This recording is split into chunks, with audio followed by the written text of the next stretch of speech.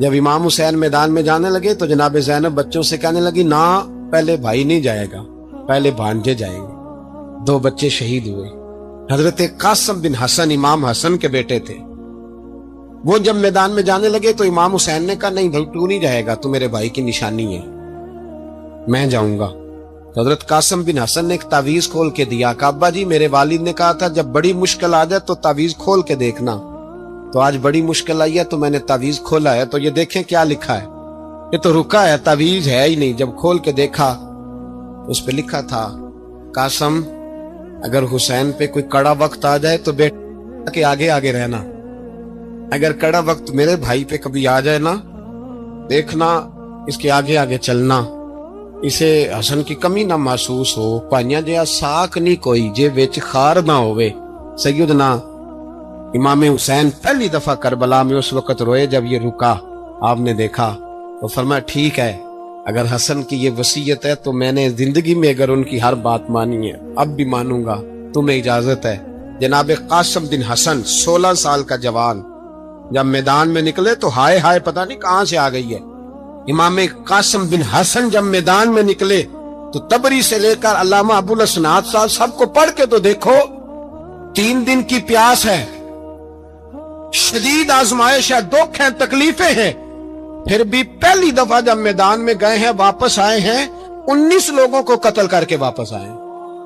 19 لوگوں کو ایک بار میں حضرت ایسے ہی تماشا بنا دیا ہے۔ مظلوم تھے وہ تو رو رہے تھے، ہر مقرر یہ کہہ رہا ہے کہ وہ تو بار بار کہ ابا پانی مل جائے، پانی آ جائے، ترس گئے۔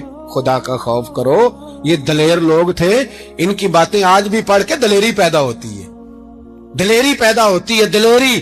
سناؤ قصہ خیبر کو تمامی اپنے بچوں کو، علی کی داستان سن کے دلوں سے ڈر نکلتا ہے، علی کی داستان سن کے دلوں سے یہ جو بچے ڈر رہے ہیں نا وہ چمگادڑ آ گئی، کاکروچ آ گیا، یہ خوف نکل جائے گا اگر حضرت قاسم بن حسن کی بات سنیں گے۔ درجنوں لوگ آپ نے قتل کیے۔ ایک دفعہ آئے کہا چاچا یزید کا لشکر تو بڑا ہی بزدل ہے، اگر چند قطرے پانی میرے حلق سے گزرے تو میں سارے کاٹ کے لے آؤں گا آپ کے پاس، چند قطرے۔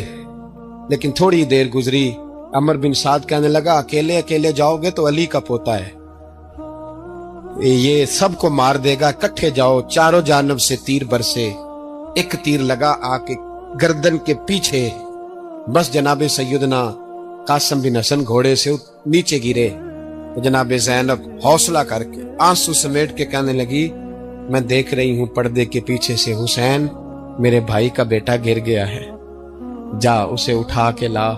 حضرت امام حسین ان کو اٹھا کے لائے تو امام حسین نے سینے سے لگایا ہوا تھا تو ان کے پیر، ان کا قد لگتا تھا امام حسین سے زیادہ ہے، اٹھا کے لایا، لٹا دیا گیا۔ امام حسین کے اپنے بڑے بیٹے میدان میں نکلنے کو، علی اکبر نام ہے، جب جن لوگوں نے حضور کو نہیں دیکھا تھا وہ جب کہتے نا ہم نے نبی پاک کا دیدار نہیں کیا تو بتاؤ کس طرح کے تھے، تو بتایا جاتا تھا کہ جناب علی اکبر کا دیدار کرو، ہم شبیہ مصطفیٰ۔ اور جب وہ گلیوں میں نکلتے تھے تو عورتیں چھتوں پہ چڑھ جاتی تھی۔ جناب علی اکبر رضی اللہ تعالیٰ عنہ تلوار لے کے میدان میں نکلے، جوان بیٹے دینے بڑے مشکل۔ او یارو رٹا کیا ہے یہ تو بتاؤ، کہ ظالم آدمی حکمران، یار یہ رٹا ہے، ایک ظالم کا رستہ روکنا ہے، اس رٹے کے لیے ہم شبیہ مصطفیٰ جناب سیدنا امام علی اکبر میدان میں نکلے، بڑے لوگ مارے، بڑے، پھر ایک تیر ان کے بھی گلے میں لگا، اور جب وہ گرے نا زمین پہ تو حضرت امام حسین دوڑ کے آئے، دوڑ کے، اور جب تشریف لائے تو ان کے گلے سے تیر کھینچا تو ایک جملہ لکھا ہے صاحب تبری نے، اس نے حد کر دی، کہنے لگے تیر کھینچا تو امام حسین کی آنکھوں میں آنسو آئے، کہنے لگے کاش جناب ابراہیم آج میرے سامنے ہوتے تو میں انہیں کہتا کہ آپ نے تو بیٹا ذبح کرتے وقت آنکھوں پہ پٹی باندھی تھی، دیکھو میں کھلی آنکھوں سے بچے ذبح کر رہا ہوں، کھلی آنکھوں، کاش جناب ابراہیم خلیل ہوتے تو انہیں کہتا۔ جناب علی اکبر بھی شہید ہوئے۔ حضرت علی اصغر کو تو اچانک اٹھایا تھا امام حسین، باہر نکلے تو گردن پہ تیر لگا تو 6 مہینے کا بچہ وہ بھی شہید ہوا، خون اچھالا آسمان کی طرف تو کہا مولا دیکھ لے میں نے 6 مہینے والا بھی نہیں بچایا، وہ بھی دے دیا ہے۔ پھر حضرت عباس کو بیٹیوں نے کہا کہ اب نہ کچھ کہتے ہیں پہلے شہید ہوئے، کچھ نے لکھا بعد میں اب ہم سے پانی کے بغیر نہیں رہا جاتا۔ تو جناب عباس پانی کا مشکیزہ لے کے نکلے، باہر نکلے، ایک ہاتھ کٹا، دوسرے پہ مشکیزہ وہ بھی کٹا۔ دیکھ لو میں پس منظر پہ ہوں ابھی تک، میں بتا رہا ہوں کہ جہاد کس کے خلاف تھا؟ ظالم حکمران کے خلاف، ظالم کافر کے خلاف نہیں، مشرک کے خلاف نہیں۔ حضرت امام حسین رضی اللہ تعالیٰ عنہ نے ہر جگہ ایک ہی بات کی کہ یزید شرابی ہے تو بچے کٹوا دوں گا، شرابی کو ووٹ۔ یہ ایک نہیں، ہر کتاب میں یہی لکھا ہے، ہر کتاب میں، اور ہر مسلک کی کتاب۔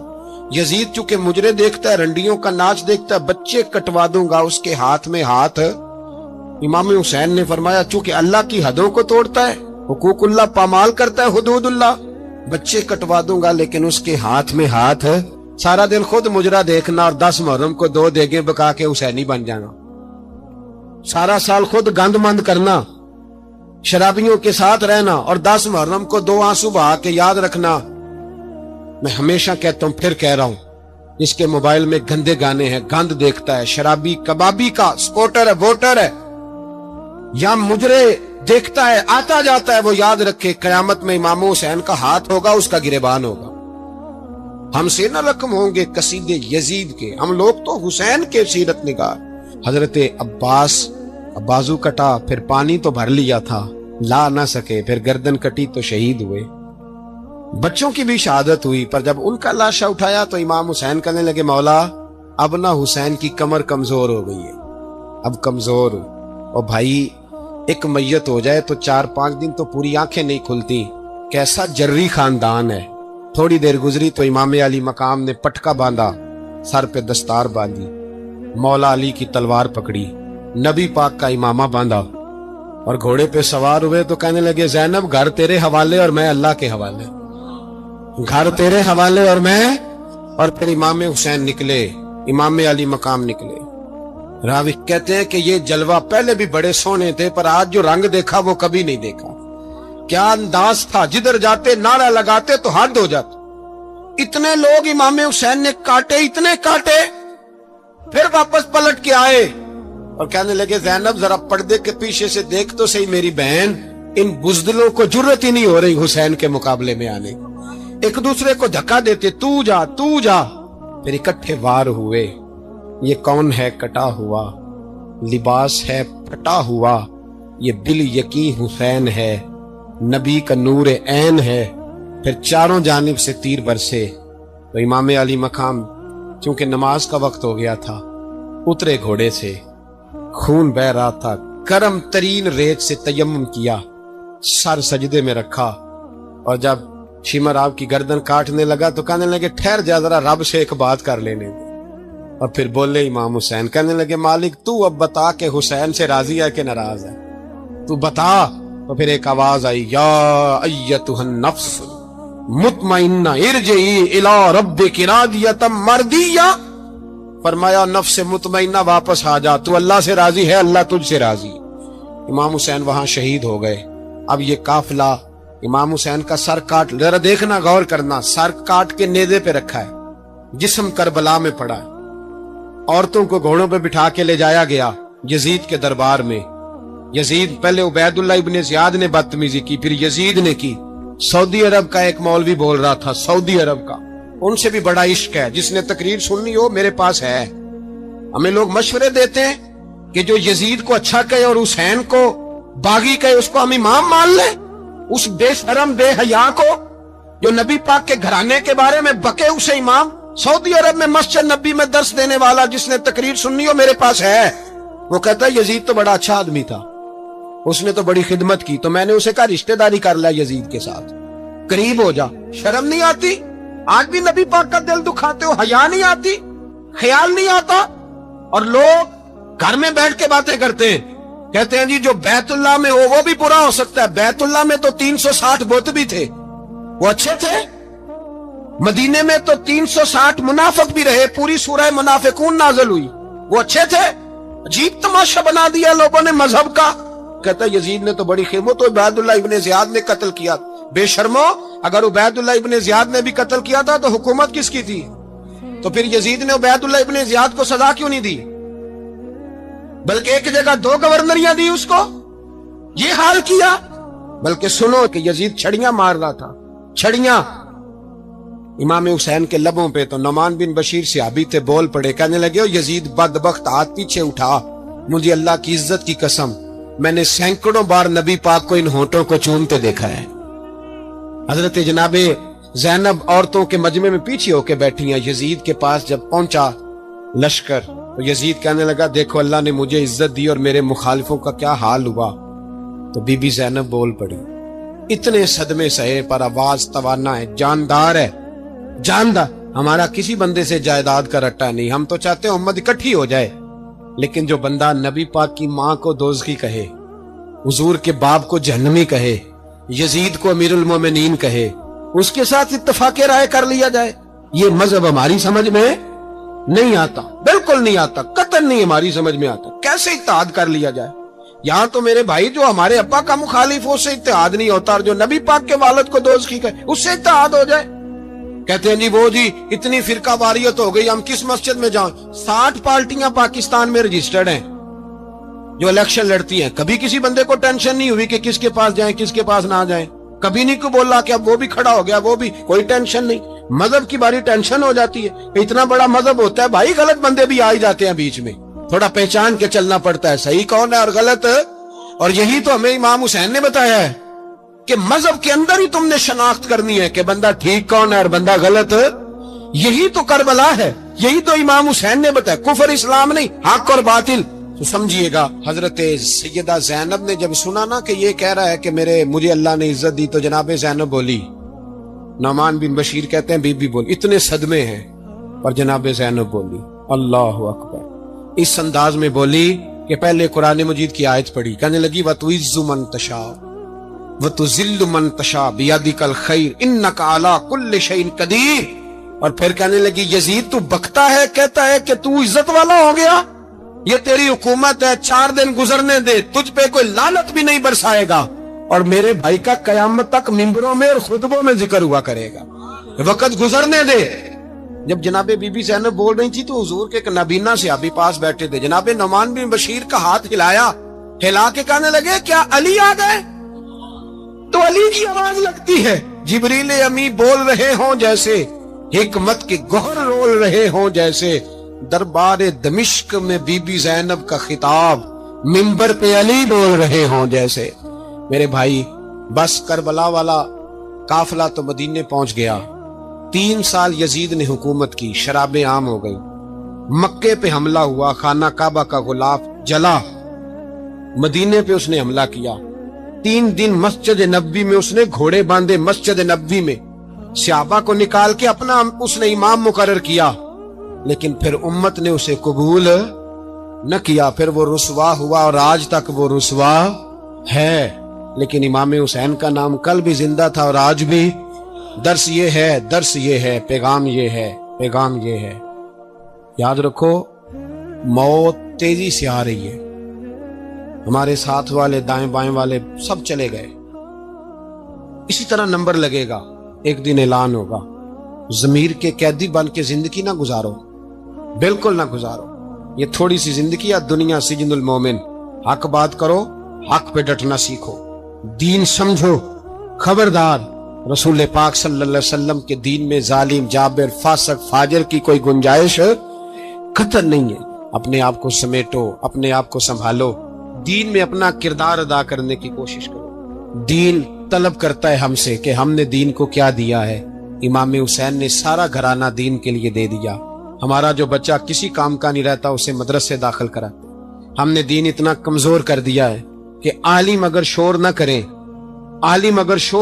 زور نہ کریں، گھٹن والا ماحول ہو گیا، مذہب کی پوزیشن کمزور کر دی۔ اب جہاں تک اس بات کا تعلق ہے جی فرقے ہو گئے، تو میرے بھائی یہ کوئی اتنی خطرناک بات، یہ کوئی اتنا مشکل معاملہ نہیں ہے، یہ تو امام حسین نے بتا دیا تھا کہ یزید کے طور پر ایک غلط فرقہ کھڑا ہو گیا ہے، لہذا اس کا مقابلہ کرنا ہے۔ اس میں کوئی بری بات ہے، لیکن ایک سبق ہے بزرگوں کا کہ اگر سچی بات بھی نہیں کرنی تو پھر اس منبر کا حق ادا نہیں ہوتا۔ جو سچ بولے وہ حسینی ہے، جو ظالم کے سامنے کھڑا ہو جائے وہ حسینی ہے جو مصلحت کوش ہو، جو کہے ٹائم نہیں، گراؤنڈ ریالٹی نہیں، حالات نہیں، طبیعت نہیں، موقع نہیں، تو ابھی امام حسین کے پیغام کو نہیں سمجھا۔ میں بہت سارے بزرگوں کا نام اس لیے نہیں لیتا کہ لوگ ایسے نہ کہیں کہ کسی کا نام کیش کرایا جا رہا ہے، لیکن میں نے سارے مناقب پڑھے ہیں، میری لائبریری میں کتابیں ہیں، میں پڑھتا رہتا ہوں، میں سفر میں بھی ساتھ رکھتا ہوں، لیکن حضرت شیخ عبدالصبور بیگ منشور ہزاروی کا شعر امام علی مقام کے مقابلے میں اس طرح کا ہے کہ مجھے سارے شاعروں سے زیادہ وزنی محسوس ہوتا ہے۔ انہوں نے کہا تھا اس شاہ مشرقین کی، اس نور عین کی مطلوب ہے جہاں کو قیادت حسین کی۔ دیکھیے ذرا حسن، میری گردن جھک جاتی ہے جب میں یہ بات کرتا ہوں، ایمانداری سے کہہ رہا ہوں، جوش خطابت نہیں، میری گردن جھکتی ہے جب میں یہ لفظ ادا کرتا ہوں۔ امام حسین کے گھر کے اندر یزید نے پیغام بھیجا، اس نے کہا جیسے کہو گے کر لوں گا، جتنے پیسے کہو گے دے دوں گا، جتنی مسجدیں کہو گے بنوا دوں گا، جتنے ادارے کہو گے تعمیر ہو جائے، مجھے نہ چھیڑو۔ آپ نے فرمایا نا، امام علی مقام میدان میں نکلے، ڈٹ کے نکلے، اور امام نے فرمایا میدان میں نکل کر کہ میرا وطن مدینہ ہے۔ امام علی مقام آرام سے مسجد نبی میں بیٹھے تھے، زمانہ پوری دنیا سے جاتا تھا، ہاتھ چومتا تھا، قدموں میں بیٹھتا تھا۔ اتنے بڑی عظمت والی بھی کوئی شخصیت ہوگی جس کے رگوں میں رسول اللہ کا خون دوڑتا ہے، جسے حضور اپنی زبان مبارک اس طرح وہ چوسا کرتے تھے جیسے عرب کے لوگ پیاس کے عالم میں کھجور چوسا کرتے تھے۔ اتنا بڑا بھی کچھ شخص تھا، لیکن جب دین پہ کڑا وقت آیا تو حسین نے مسجد کی خطابت نہیں بچائی، آستانہ نہیں بچایا۔ امام علی مقام نے کہا کوفہ لٹتا ہے تو لٹتا رہے، دمشق میں فساد ہوتا ہے تو ہوتا رہے، وہ ملک شام کی بچیاں رو رہی ہیں تو روتی رہیں کہ ہم پہ یزید قابض ہو گیا، میری مسجد آباد ہے، کافی ہے نا۔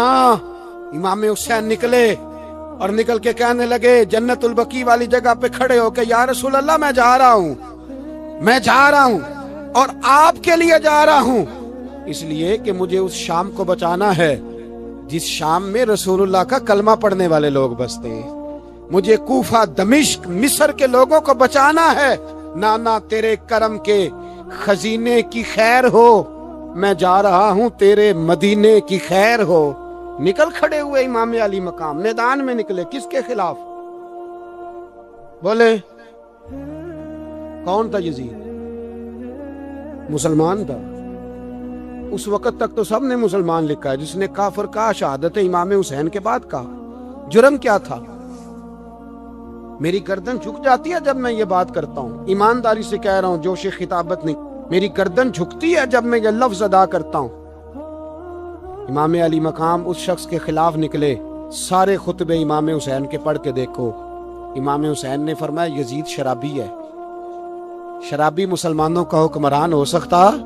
آپ نہ بولیں بے شک، پر بات تو سچی ہے نا۔ امام حسین نے فرمایا شرابی کو ووٹ دیا جا سکتا؟ فرمایا رنڈیوں کا ناچ دیکھتا ہے جو مجرے دیکھے، جو رنڈیوں کے ناچ دیکھے وہ مسلمانوں کا حکمران ہو سکتا؟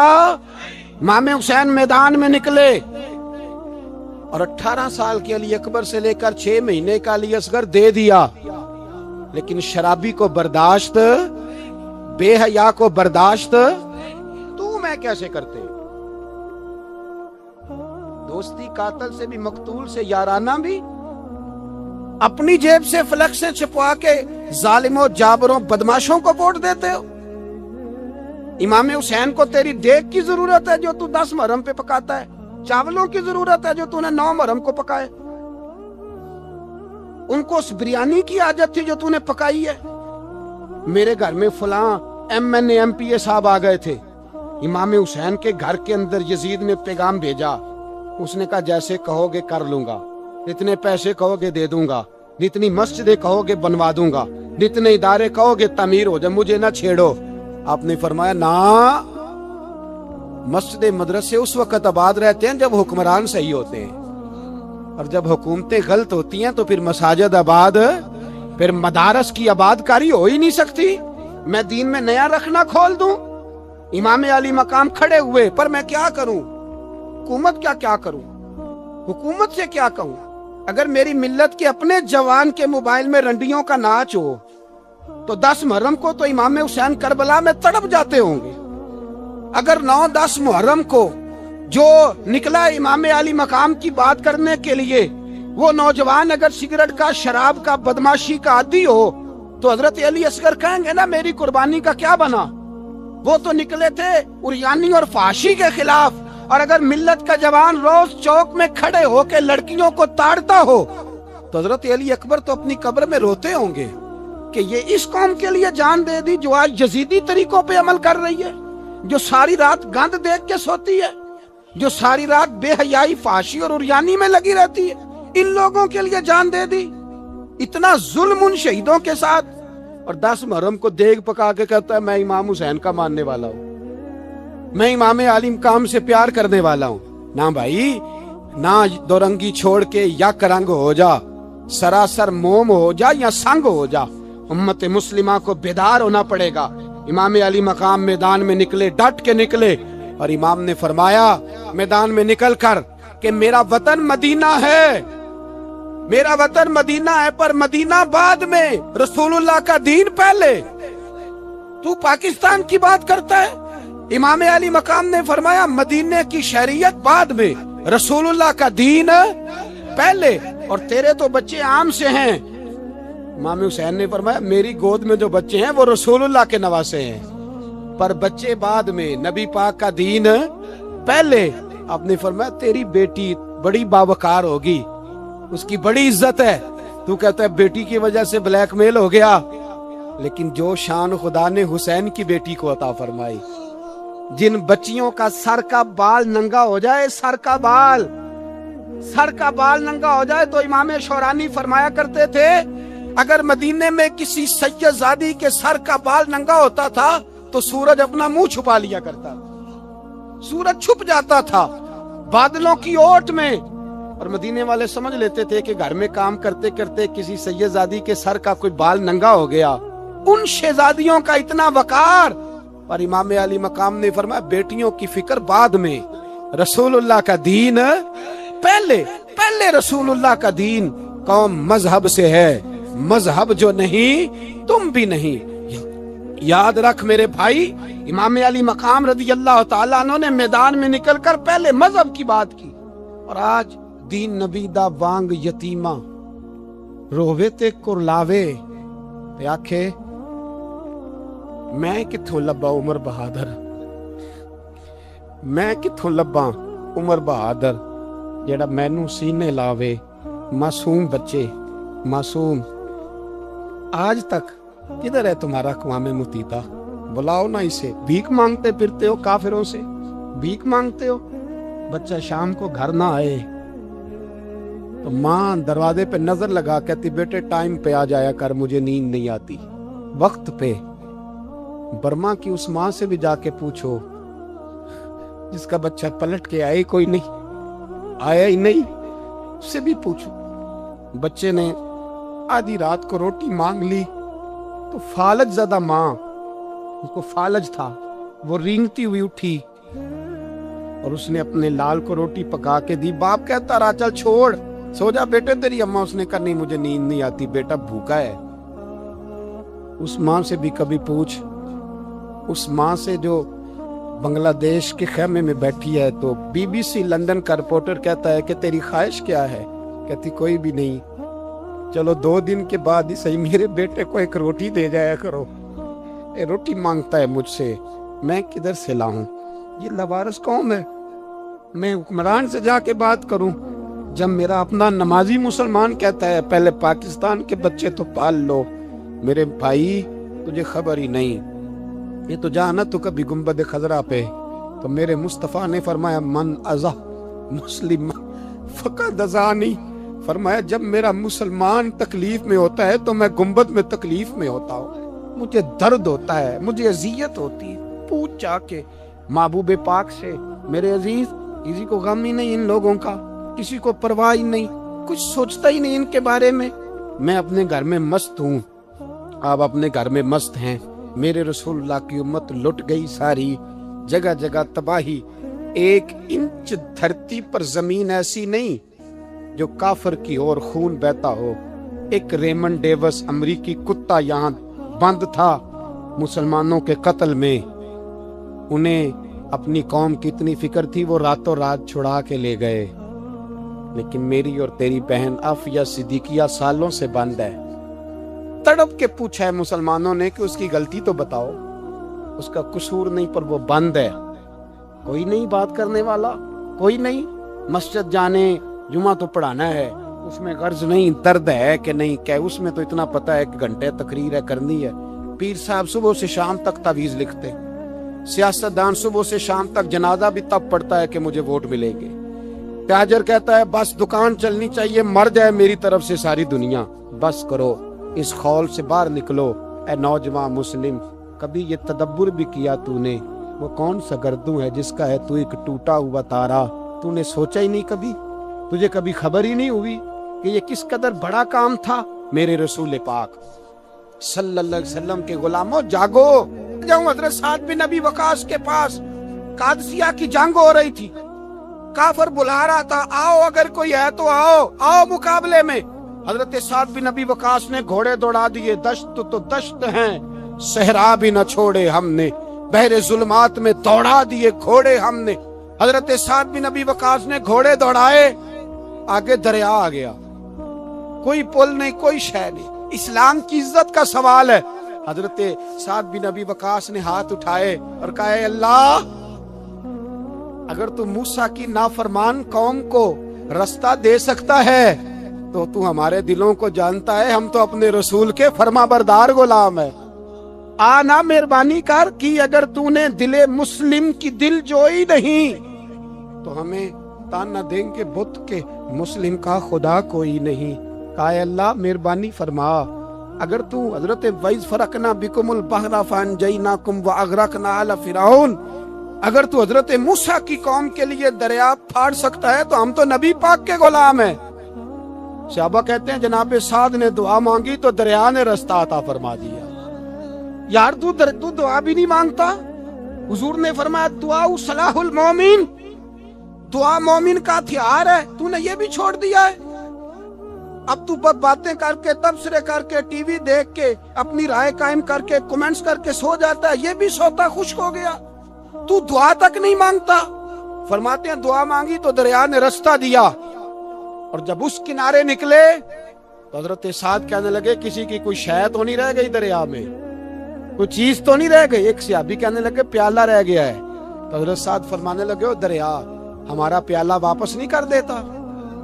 تو کہتے ایک لہر آئی تو پیالہ بھی باہر پھینک گئی۔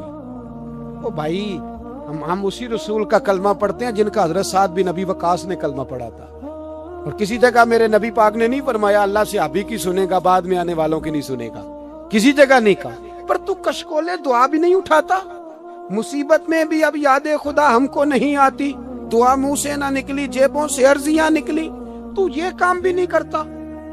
میرا دل کرتا تھا چلو اور کچھ نہ ہو، مسجدوں میں اجتماعی دعا ہی ہو جائے، پر اس طرف بھی توجہ نہیں، وہاں بھی کہتے ہیں مولوی صاحب جلدی کرو گھر جانا ہے، اتنی لمبی دعا، اور کومنٹس کر رہے ہیں لوگ، کہتے ہیں آپ اپنے گھر کی سوچیں۔ میرے بھائی دعا، صلاح الدین ایوبی فلسطین کی جنگ لڑ رہے تھے، خبر آئی کہ عیسائیوں کا ایک بحری بیڑا، بحری جہاز اسلحہ لے کے آ رہا ہے، نیزے ہیں، تلواریں ہیں، تیر ہیں۔ صلاح الدین ایک بزرگ تھے، ان سے ملے تو کہنے لگے بابا جی آپ بھی دعا کرو۔ میں بھی دعا کرتا ہوں، مسلمانوں کے پاس پہلے اسلحہ نہیں، عیسائیوں نے اور منگا لیا ہے، کہیں ایسا نہ ہو مسلمانوں کے خلاف اتنا اسلحہ استعمال ہو۔ یہ بات کہی، بابا جی کو دعا کا کہا، خود مسجد اقصیٰ میں ساری رات روتے رہے۔ صلاح الدین ساری رات، ہمارا حکمران جسے ربنا آتنا فی الدنیا پوری نہیں پڑھنی آتی، اور اب تو ایسے پیر آ گئے ہیں میدان میں جو سورہ فاتحہ سیدھی نہیں سنا سکتے، الا ماشاءاللہ۔ ساری رات صلاح الدین ایوبی روتے رہے۔ وہ بزرگ کہتے ہیں میں بھی کونے میں تھا، پر جس درد سے اس نے دعا مانگی میں نہیں مانگ سکا۔ سویرے خبر آئی کہ دشمن کا وہ بحری بیڑا جو اسلحہ لے کے آ رہا تھا دریا میں غرق ہو گیا ہے۔ صبح خبر آئی تو وہ شخص ایک آگے بابا جی سے کہنے لگا بابا جی وہ بحری بیڑا دریا میں غرق ہو گیا، تو بابا جی رو پڑے، کہنے لگے دریا میں غرق نہیں ہوا، صلاح الدین ایوبی کی آنسوؤں میں غرق ہو گیا ہے، اس کے آنسوؤں میں غرق ہو گیا ہے، اس نے رب سے دعا ہی ایسی مانگی، اس کے آنسوؤں میں۔ تو تو دعا بھی نہیں مانگتا میرے بھائی مسلمانوں کے لیے, تو دعا بھی نہیں مانگتا. امام حسین میدان کربلا میں تھے. ایک راوی کہتا ہے 3 دن پانی بند رہا ہے, روٹی بند رہی ہے, پر قرآن پاک کی تلاوت 1 منٹ کے لیے بھی بند نہیں ہوئی. دعا اور التجا 1 منٹ کے لیے بھی بند. حسین کے خیمے سے یہ آواز بار بار آتی رہی, یا اللہ استقامت بھی دے اور صبر بھی عطا فرما. دعا کا رستہ بند, تلاوت بند نہیں ہوئی, اللہ کی بارگاہ میں سجدے بند نہیں ہوئے, تو چھوڑ گیا. تو دعا تک نہیں مانگتا. دعا تو انقلاب برپا کر دیتی ہے, دعا تو حالات بدل دیتی ہے, دعا تو تبدیلی لے آتی ہے. کوئی بیٹھا ہوا مجھے دور دعا دیتا ہے, بس دعا دیتا, فقط دعا دیتا ہے. کوئی بیٹھا ہوا مجھے دور دعا دیتا ہے, میں ڈوبتا ہوں پر سمندر اچھال دیتا ہے. او بھائی تو دعا بھی چھوڑ گیا. پہلی بات آپ کی خدمت میں یہ ہے کہ جاگیں, مسلمان بنے. دوسرا کچھ نہیں کر سکتے تو دعا تو کر سکتے ہیں نا, دعا کا رستہ اپنائیں. اور پھر میرے نبی پاک علیہ السلام نے 2 باتیں فرمائی, کان کھول کے سن لینا. 2 باتیں حضور نے فرمایا ایک وقت آئے گا کہ میری امت کے خلاف کافر ایک دوسرے کو آوازیں دیں گے, آؤ مسلمانوں کو مارے, آؤ مسلمانوں. تو صحابہ نے کہا یا رسول اللہ کیوں, ہم تھوڑے ہو جائیں گے. فرمایا نہیں, تم بہت زیادہ ہوں گے. 56 اسلامی ملک ہیں دنیا میں, کتنے بول کے بتانے, اتنا سا برما ہے. کسی غیر مسلم کا کتا مر جائے تو یہ چیخ پڑتے ہیں, اور یہاں کہتی ہے اقوام متحدہ کہ جی وہ ہمیں داخل نہیں ہونے دے رہے. تو بند کرو پھر سلامتی کونسل, تحلیل کر دو, اقوام متحدہ ختم کرو. اگر تمہاری کو سنتا نہیں تو بنائی کیا ہے, صرف مسلمانوں کو پریشرائز کرنے کے لیے. اور ہمارے مسلمان بھیک مانگتے پھرتے, کہتا ہے کہا ہے ہم نے اقوام متحدہ سے. اب تم اپنے لیے کافر سے بھیک مانگو گے, کافر سے بھیک مانگو گے. میرے عزیز نبی پاک علیہ الصلوۃ والسلام نے فرمایا کافر ایک دوسرے کو بلائیں گے, مسلمانوں کو مارے. یا رسول اللہ ہم تھوڑے ہوں گے. فرمایا بہت زیادہ ہوں گے. تو حضور کیا ہوگا؟ فرمایا تمہیں وہن ہو جائے گا. یا رسول اللہ وہ کیا ہے؟ فرمایا دنیا سے پیار ہو جائے گا, مرنے کو دل نہیں کرے گا دنیا سے, اور مرنے کو اس وقت سمجھ لینا کافر تم پہ حاوی ہے. میں اپنا اندازہ کروں, آپ اپنا کریں. مجھے دولت سے کتنا پیار ہے اور آپ کو کتنا پیار ہے. جھاگ کے سنیں یہ لفظ رسول پاک کے صلی اللہ علیہ. حضور نے فرمایا جب تجھے دنیا سے پیار ہو جائے, دولت سے پیار ہو جائے, اقتدار سے پیار ہو جائے, اور جب تجھے موت بری لگنے لگے, تیرا مرنے کو دل نہ کرے, پھر کافر تیرے اوپر چڑھ آئے گا. آج دولت ہی تو رہ گئی ہے, باقی بچا کیا ہے؟ میں اکثر کہتا ہوں شادیاں نہیں ہوتی, تجارتیں ہوتی ہیں. لڑکی والے کہتے ہیں کہ لڑکا زیور کتنا ڈالے گا, لڑکے والے کہتے ہیں لڑکی جہیز کتنا لائے گی. تجارت, ہر جگہ دولت, ہر جگہ پیسہ, ہر جگہ سرمایہ. جہاں جس معاشرے میں تلاوت بکے, نعت بکے, تقریر بکے, اس سے زیادہ اور تباہی کا معاملہ کیا ہوگا؟ میرے عزیز, میرے رسول پاک علیہ الصلوۃ والسلام کے صحابہ کے قریب دنیا داری آ سکی نہیں. وطن چھوڑنا ہے حسین کو. امام علی مقام نے کہا کہ ہجرت کی تھی نا, حضور نے بھی وطن چھوڑا تھا. دور کھڑے ہیں نانا تیرے کرم کے خزینے کی خیر ہو, میں جا رہا ہوں تیرے مدینے کی خیر ہو. پھر حسین ابن علی وہاں سے نکلے, بچے ساتھ, ڈٹنا پڑا.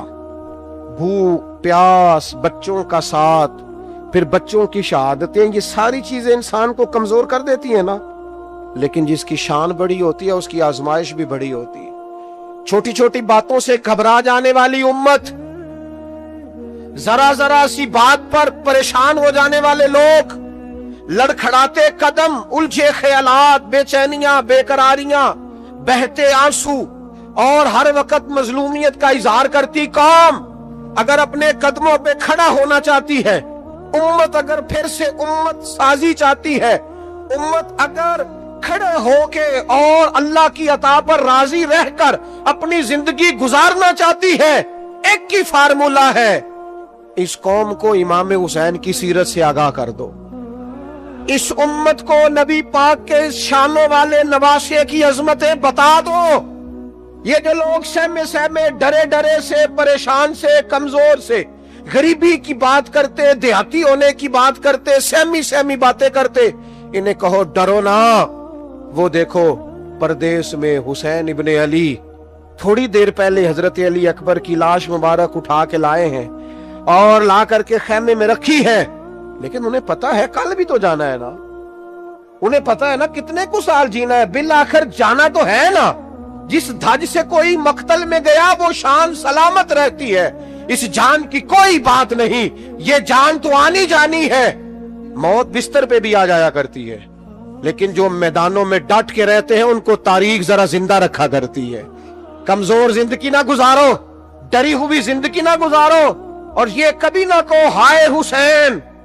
हम हाय हुसैन वाले नहीं, हम वाह हुसैन वाले हैं।